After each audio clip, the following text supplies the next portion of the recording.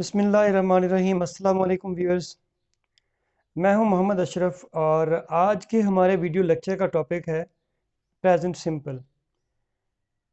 इसमें हम इसकी फॉर्म की बात करेंगे, यूजर्स की बात करेंगे और आइडेंटिफिकेशन की बात करेंगे।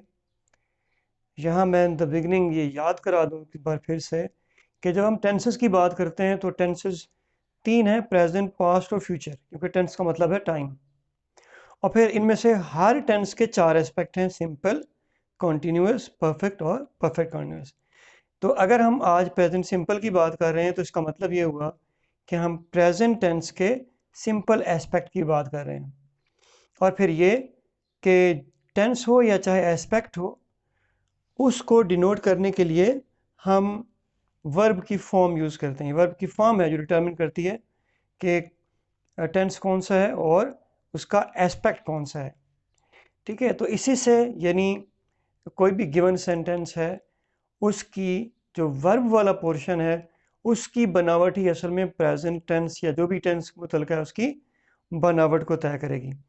तो फॉर्म या बनावट या स्ट्रक्चर की अगर हम बात करें प्रेजेंट सिंपल की, तो इसका मतलब ये होगा कि हम बात कर रहे हैं इसके वर्ब फॉर्म की बात कर रहे हैं कि वर्ब की के जो पोर्शन है बीच में, एस वी ओ में जो बीच का पोर्शन है वर्ब का, S for subject, V for verb और ओ फॉर ऑब्जेक्ट, ये इंग्लिश सेंटेंस का बुनियादी स्ट्रक्चर है, S V O, affirmative sentence का। अब इसमें जो वर्ब वाला पोर्शन है, अगर गिवन सेंटेंस प्रेजेंट सिंपल का होगा तो उसकी जो फॉर्म है वो ये डिसाइड करेगी कि ये प्रेजेंट सिंपल है या नहीं है। तो फॉर्म के हवाले से सबसे पहले प्रेजेंट टेंस को डिनोट करने के लिए present form of verb use होती है। अब ये प्रेजेंट फॉर्म ऑफ वर्ब क्या है? ये आम तौर पे हम सब कॉन्टेक्स्ट में इसको फर्स्ट फॉर्म ऑफ वर्ब कहते हैं, लेकिन जहाँ मैंने इसको so called first form of verb इसलिए कहा है क्योंकि जब इन्फिनेटिव हम यूज़ करते हैं यानी बेयर इन्फिनेटिव, उसे भी हम फर्स्ट फॉर्म कह रहे होते हैं और प्रेजेंट फॉर्म को भी फर्स्ट फॉर्म कह रहे होते हैं, जबकि ये दोनों बिल्कुल मुख्तलिफ फॉर्म्स हैं। जो प्रेजेंट फॉर्म है वो प्रेजेंट टेंस को डिनोट करती है, ठीक है ना, और जो इन्फिनेटिव है वो किसी टेंस को डिनोट नहीं करता, अगरचे जो अनइन्फ्लेक्टेड प्रेजेंट फॉर्म है और जो इन्फिनेटिव है वो अपनी फॉर्म में, अपनी शेप में एक जैसे दिखते हैं। तो the present form of verb is same as base form except when the subject is a singular third person. तो बेस फॉर्म जो वर्ब की होती है, यानी जब आप डिक्शनरी खोलते हैं तो वर्ब की जो फॉर्म आप देखते हैं, ठीक है, उर्दू में मस्दर भी कह रहे होते हैं हम उसको, तो ये बेस फॉर्म जो होती है ना वही प्रेजेंट टेंस का या प्रेजेंट फॉर्म का काम भी करती है। लेकिन जब सब्जेक्ट जो है सेंटेंस के अंदर वो ही, शी, इट या सिंगुलर थर्ड पर्सन हो, तो फिर बेस फॉर्म में एस या एस ऐड होता है और इस तरह की फॉर्म को हम इन्फ्लेक्टेड फॉर्म कहते हैं। तो मतलब ये हुआ कि जो प्रेजेंट फॉर्म है इसकी दो वैरायटीज़ हैं। Present form of verb, form का मतलब शक्ल, ढांचा, इसकी दो वैरायटीज़ हैं। एक वैरायटी का नाम है अनइन्फ्लेक्टेड फॉर्म, ये बिल्कुल बेस फॉर्म के जैसी है, यानी गो बेस फॉर्म है, तो प्रेजेंट टेंस में भी गो ही यूज़ होगा, तो हम कहेंगे ये अनइन्फ्लेक्टेड फॉर्म है। मतलब सेंटेंस में एग्जांपल में अगर आप देखो तो आई गो, तो इसमें गो जो है वो बेस फॉर्म की तरह यूज़ हो रही है और यह है present form. Number two inflicted form है, यानी इसमें क्या होता है कि बेस फॉर्म के साथ एस या ई एस ऐड हो जाता है, and S or an E S added to the base form. Examples आप देख सकते हैं। अब देखें, आई राइट, इसमें जो राइट है वर्ब, ये प्रेजेंट को डिनोट कर रहा है, ठीक है, प्रेजेंट फॉर्म है ये, और ये किस तरह की प्रेजेंट फॉर्म है? अनइन्फ्लेक्टेड। क्यों? क्योंकि इसके साथ कोई एस या एस ऐड नहीं हुआ। शी राइट्स, नेक्स्ट सेंटेंस है शी राइट्स, इसमें राइट्स भी वही काम कर रहा है, यानी प्रेजेंट टेंस डिनोट कर रहा है, लेकिन यहाँ इसके साथ एस का इजाफा हुआ है, ठीक है, inflected with an S, S इसके साथ ऐड हुआ है, ठीक है। थर्ड सेंटेंस में अगर आप देखें तो ही टीचेस, यहाँ पे बेस फॉर्म के साथ ई एस का इजाफा हुआ है, तो ये भी इन्फ्लेक्टेड फॉर्म है। तो इसका मतलब है कि जो प्रेजेंट फॉर्म है उसकी दो वेरिएशंस हैं, अनइन्फ्लेक्टेड और इन्फ्लेक्टेड, और फिर इन्फ्लेक्टेड में भी आगे दो वेरिएशन है। एक जो आपको शी राइट्स में नज़र आ रही है, ठीक है, यानी एस का इजाफा, और दूसरी जैसे ही टीचेस में नज़र आ रही है ई एस का इजाफा, ठीक है। तो ये दूसरी अनइन्फेक्टेड जो फॉर्म है, यानी अनइन्फेक्टेड फॉर्म की जो दो वैराइटीज़ हैं, इसकी बेस क्या है और अनइन्फेक्टेड कहाँ यूज़ करते हैं। देखिए, अगर तो सब्जेक्ट सिंगुलर थर्ड पर्सन है तो इन्फेक्टेड फॉर्म यूज़ होगी, और अगर सब्जेक्ट सिंगुलर थर्ड पर्सन नहीं है, यानी ही शी इट या अकेला नाम नहीं है, कोई भी और सब्जेक्ट यानी आई यू वी दे वगैरह है, तो फिर एस वाली फॉर्म यूज़ नहीं होगी।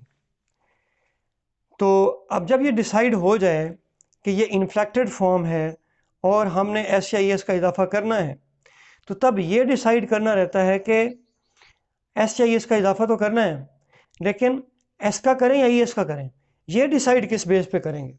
यानी ये डिसीजन कि एस या ई एस का इजाफा करना है या नहीं करना, ये तो हम करते हैं सब्जेक्ट को देख के। लेकिन जब ये डिसाइड हो जाए कि एस या ई एस का इजाफा करना है, तो अब ये डिसाइड करना कि एस का इजाफा करना है या ई एस का इजाफा करना है, इन दोनों में से किसका इजाफा करना है, ये डिसीजन हमने करना है वर्ब को देख के, वर्ब की एंडिंग को देख के। अगर वर्ब एंड हो एस पर, ई एस पर, एस एच पर, सी एच पर, डबल एस पर, एक्स पर या ओ पर, यानी वर्ब के एंड में अगर ये वर्ड आ रहे हों तो फिर ई एस का इजाफा होगा, अदरवाइज सिंपली एस का इजाफा होगा। जैसे आप देख रहे हैं कि जहाँ पे शी राइट है, यहाँ पे एंड में ई आ रहा है, तो सिर्फ एस ऐड हुआ है, और तीसरे सेंटेंस में ही टीचेस में आखिर में क्योंकि सी एच आ रहा है तो उसके साथ ई एस का इजाफा किया है। ये साउंड को जो है नेचुरल, ताकि फ्लो साउंड का रहे, इसलिए ऐसा करते हैं। अच्छा, अब इसकी नेगेटिव की बात कर लेते हैं। तो नेगेटिव के लिए एक बुनियादी उसूल हमने डिस्कस किया था कि any negative is formed by adding a not after the helping verb, the auxiliary verb, ठीक है। तो ये बुनियादी उसूल है। अब यहाँ प्रॉब्लम ये है कि अगर आप इसके अफर्मेटिव की बात करें, इसके पॉजिटिव सेंटेंस की बात करें प्रेजेंट सिंपल के, तो वहाँ पे कोई हेल्पिंग वर्ब है ही नहीं। आई राइट, ही राइट्स, इसमें कोई हेल्पिंग वर्ब नहीं है, कोई ऑक्सिलरी वर्ब नहीं है।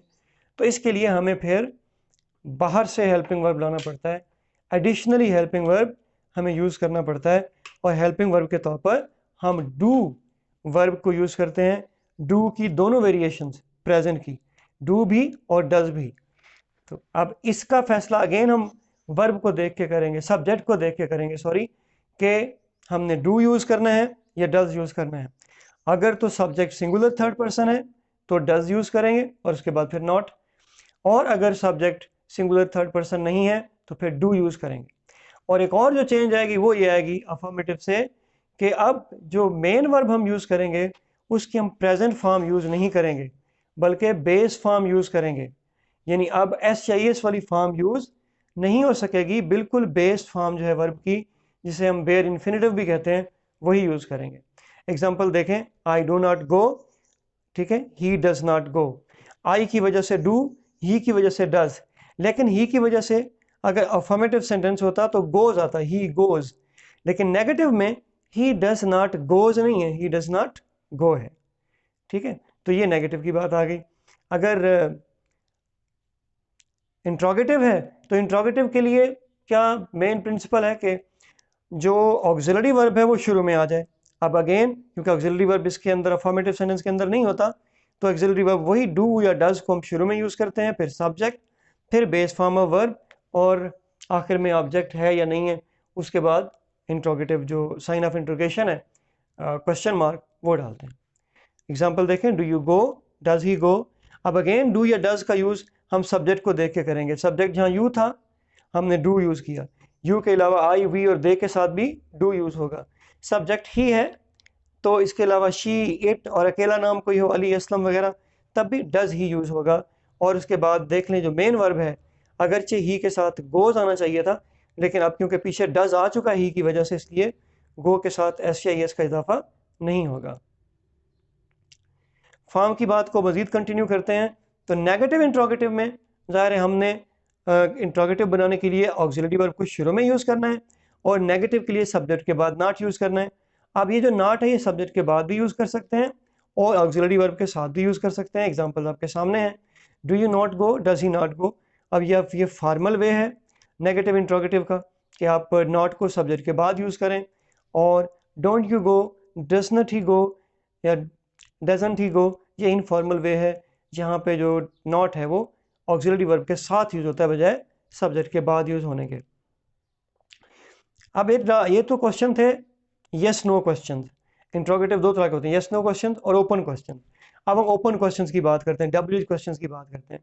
यहाँ पे क्या है कि वही क्वेश्चन जो इंट्रोगेटिव जो सेंटेंस है उसी वाला स्ट्रक्चर रहेगा, सिर्फ डब्ल्यू वर्ड शुरू में आ जाएगा, डब्ल्यू वर्ड हो या फ्रेज हो वही शुरू में आ जाएगा। हाँ, यहाँ पे एक्सेप्शन ज़रूर है कि जो सब्जेक्ट्स हैं हु और वर्ड्स, जो क्वेश्चन वर्ड्स हैं व्हाट और हु, जब वो सब्जेक्ट के तौर पर भी आ रहे हों तो फिर डज और डू वगैरह यूज़ नहीं होगा, क्योंकि अब ये क्वेश्चन वर्ड है वो सब्जेक्ट का काम भी करता है और क्वेश्चन वर्ड का काम भी करता है, इसलिए अब सिंपली उसके बाद वर्ब यूज़ होगा। जैसे हु डज लिव हियर नहीं कहेंगे हम, एग्जांपल लास्ट वाली देखें, बल्कि हम कहें हु लिव्स हियर। ठीक है, व्हाट डज बॉदर यू नहीं, व्हाट बॉदर्स यू। तो यहाँ पे डज या डू को स्किप किया जा सकता है। ठीक है, तो अब इसकी ज़रा यूजेस की बात कर लें, आइडेंटिफिकेशन की बात कर लें। तो ये प्रेजेंट टेंस यूज़ होता है फैक्ट्स को डिनोट करने के लिए, रूटीन मैटर्स जो मामूलात होते हैं उनको, हैबिट्स आदात को। The sun rises in the east, देखिए ये फैक्ट है प्रेजेंट में। I go to college daily, ये रूटीन है। और ही टॉक्स टू मच, ये हैबिट है। इस तरह feeling I think so, I like mangoes, या ही लाइक्स मैंगोज। ठीक है, ओपिनियन वगैरह जैसे आई थिंक सो हो गया। Promise, I promise that I will help you. ठीक है, I agree with you, again opinion. फिर फ्यूचर एक्शंस को भी प्रेजेंट सिंपल से डिनोट किया जा सकता है। ठीक है, जैसे the new term starts next week, sorry week लिखा हुआ है next week, the new term starts next week. तो next week belongs to future, लेकिन हम उसको प्रेजेंट टेंस में, क्योंकि एक तयशुदा अमल है, यानी इस ऐसा कहने का मतलब ये होता है कि ये तय है अभी इस वक्त कि ये जो टर्म है फ्यूचर में स्टार्ट होनी है। ठीक है, इसके हिंट वर्ड्स, यानी अगर क्वेश्चन में इस तरह से सेंटेंस आता है कि जो वर्ब है वो ब्रैकेट में ओपन फॉर्म दी हुई है, बेस फॉर्म दी हुई है ब्रैकेट में, और आपने ये अंदाज़ा करना है कि प्रेजेंट फॉर्म है या नहीं है, मैं इसको प्रेजेंट फॉर्म यूज़ करूँ या ना करूँ, प्रेजेंट सिंपल टेंस है या नहीं है, तो उसके लिए आपको हिंट वर्ड्स जो देख सकते हैं वो usually, generally, everyday, always, daily, इस तरह के जो वर्ड्स होते हैं आम तौर पे, ज़रूरी नहीं है कि हमेशा ऐसा हो, लेकिन ये हिंट वर्ड्स हैं, आम तौर पे ये डिनोट कर रहे होते हैं कि ये सेंटेंस बिलोंग करता है प्रेजेंट सिंपल से। ठीक है जी, तो ये बेसिक था। अब इसमें अगर किसी किस्म की कोई वहाम या कन्फ्यूजन रह गई हो, कोई क्वेश्चन आपका हो, तो कमेंट्स में ज़रूर कीजिएगा। मेरी कोशिश होगी क्वेश्चन आंसर्स के लिए अलग से एक वीडियो हम बनाई जाए, और बेहतरी के लिए, इम्प्रूवमेंट के लिए अपनी सजेशन भी दे दीजिएगा। और अगर आपको यूज़फुल लगी हो ये वीडियो तो अपने दोस्तों के साथ शेयर करें, चैनल को सब्सक्राइब करें और बेल आइकन को प्रेस करें ताकि हर वीडियो का नोटिफिकेशन आपको मिले। अभी के लिए यहीं तक, सुनने के लिए शुक्रिया, थैंक यू वेरी मच, अल्लाह हाफिज़।